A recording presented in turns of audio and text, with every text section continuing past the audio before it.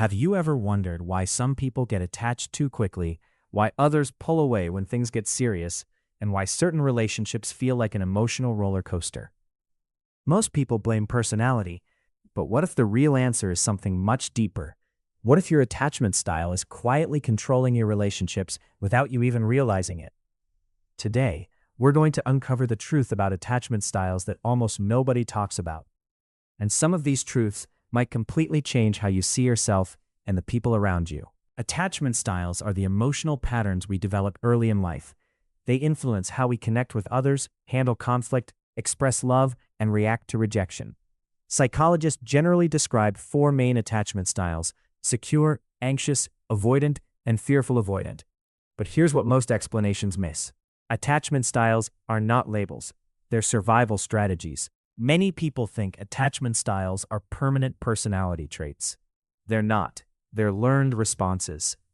Your brain develops them to help you navigate relationships and emotional safety. In other words, attachment styles are adaptations, not identities.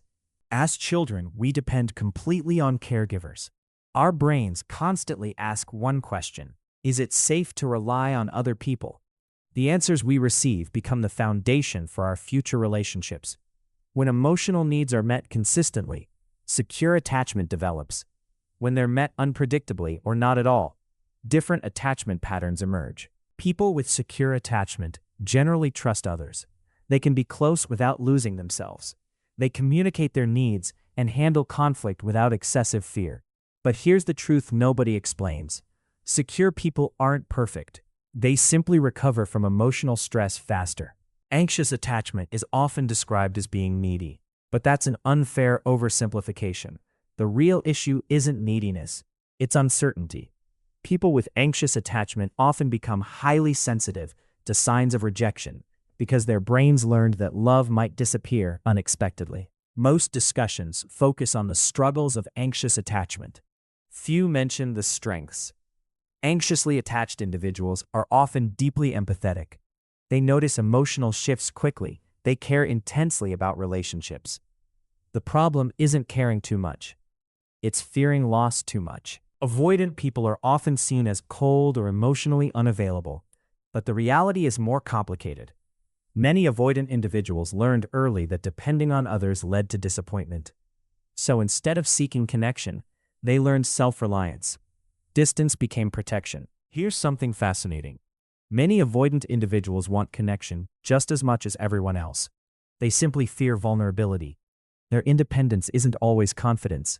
Fearful avoidant attachment combines two opposite desires: a strong need for closeness and a strong fear of it.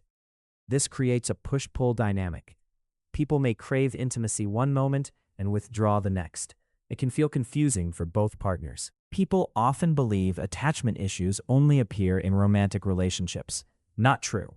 They affect friendships, family relationships, workplace interactions, even how you respond to criticism. Attachment patterns influence far more than dating. One of the most common relationship pairings is anxious and avoidant. At first, it feels magnetic.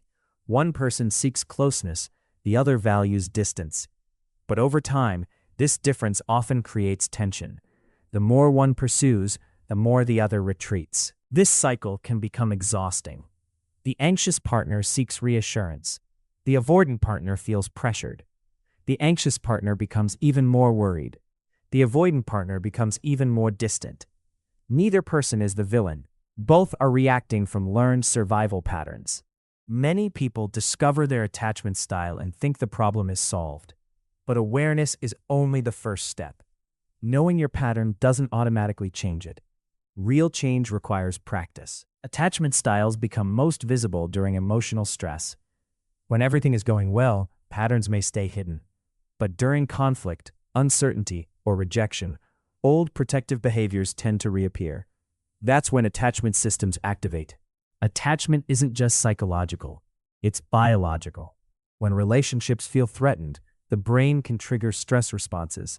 Heart rate increases, anxiety rises, logical thinking becomes harder. That's why relationship conflicts often feel overwhelming. Many people assume attachment styles are created only in childhood.